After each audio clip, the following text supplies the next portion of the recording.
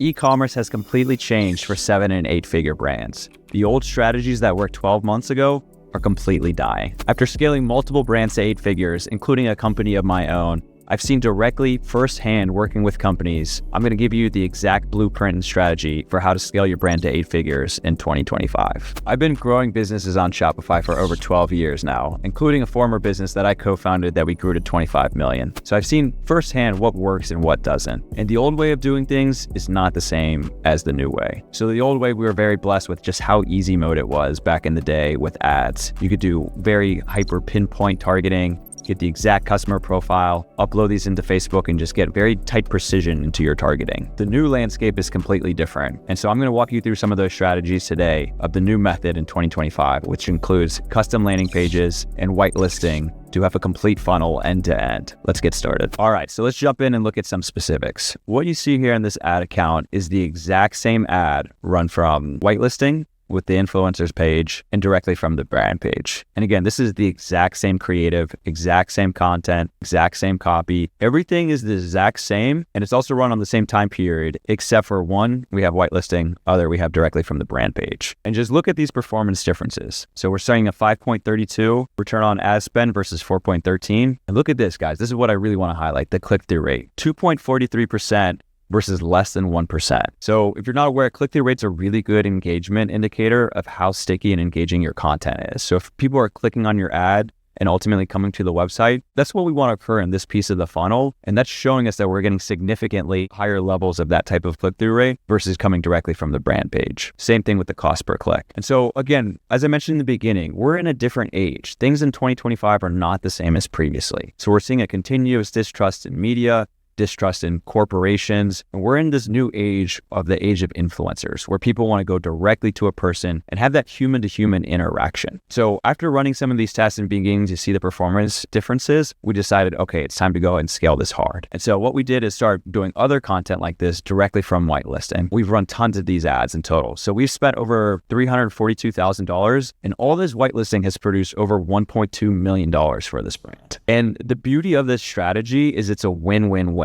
It's a win for the brand, it's a win for the whitelister, which I'll go into a little bit, and then ultimately a win for the customer if ultimately your product is a great product and can provide service or needs that a consumer might have. And so what I mean by a win for the influencer, guys, you are ultimately paying money to drive traffic and visibility to the influencer's page. So with Brian here, check out these impressions. He's gotten over 18 million impressions from these ad spends, and he spent $0 on this. So this isn't targeting his audience.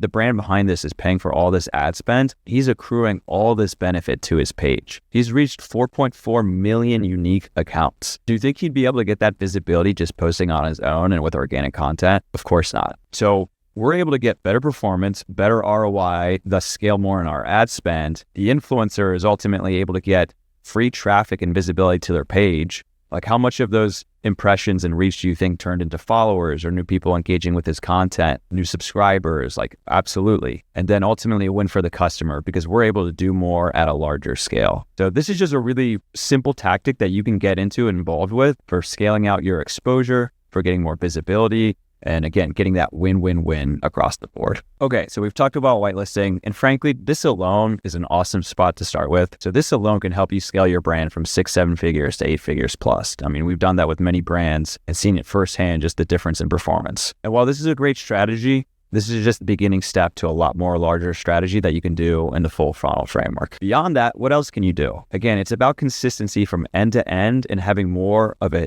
influencer exposure through that buying purchase funnel versus directly with a brand. So the other thing we began to test and see work really well is having dedicated landing pages crafted around that. So if you're coming through a specific influencer's content, what better way to complete that whole funnel experience then tie the landing page back to that as well. So I'm going to show you a couple of examples of how we've done that. And this can also apply for top of funnel strategies or more middle funnel and bottom funnel strategies. So let's go into some specifics. For this specific brand, we had some awesome content and relationship with Gronk. And obviously Gronk is a highly recognizable, goofy personality. You know, him alone can get a ton of exposure and just that brand recognition and personality. And while it was great, the performance that what we were seeing for his click-through rate performance, we wanted to take it to the next level. And so what we did was create a landing page to make that consistent funnel from the ad performance, the click, and then coming to the landing page. So very simple things like having a copy of your product page with a hero banner of that same influencer. That alone has had massive performance increase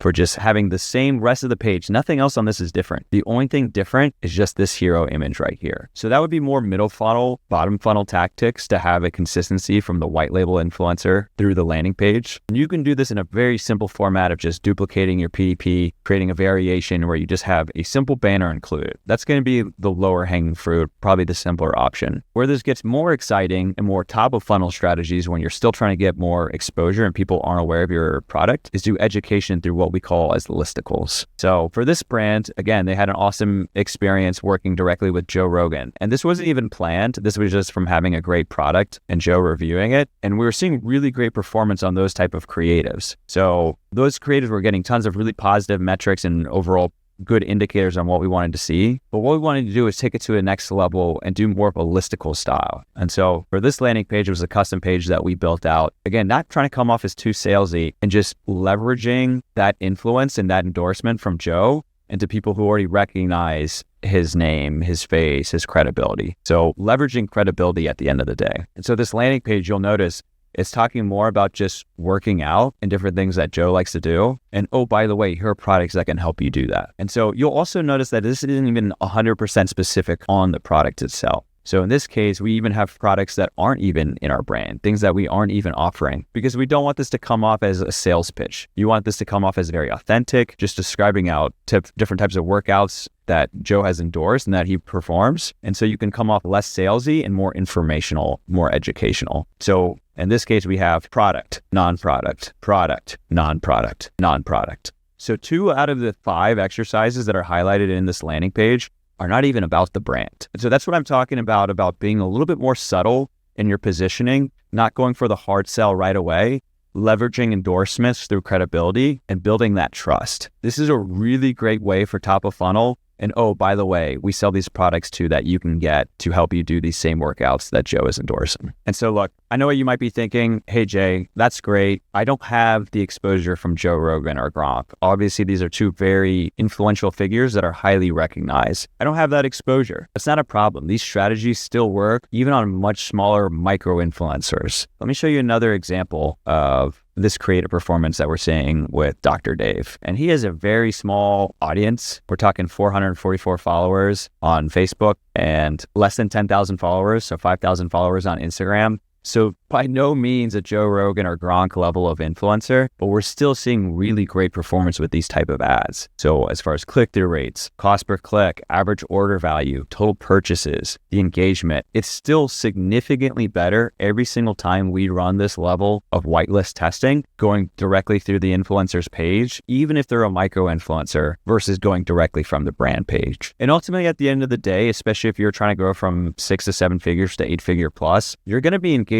in both. So I'm not saying do 0 type of brand exposure or things like that, but to really get the scale and to get the 8 figures, you absolutely must be using white label influencers. So at this point, you're probably thinking, this sounds awesome. How do we get started? First thing I would focus on is the whitelisting with influencers, because that's going to dictate a lot of your other strategies with the landing pages. This is quite frankly where you'll have the most boots on the ground in terms of just raw outreach. There's a couple platforms you can utilize like Backstage. Also, Instagram and TikTok have marketplaces for connecting with collaborators. Those also work really well. And frankly, it's just getting into the DMs, organizing this into a spreadsheet. This is where VAs can come in hand and be really helpful here. And then after you get those connection points, typically our process for landing pages is first come up with the text outline those key points that you want to do, turn that into a Figma design, and then also develop it. So you can ignore everything I just showed you in this video today and just do what you're continuously doing, or implement these new strategies that have been proven to grow to 8 figures in 2025. And we can literally do every piece of this process for you. So just reach out. We'll have a link in the footer. You can apply and see if you're a fit. We'd love to help you grow your business to 8 figures.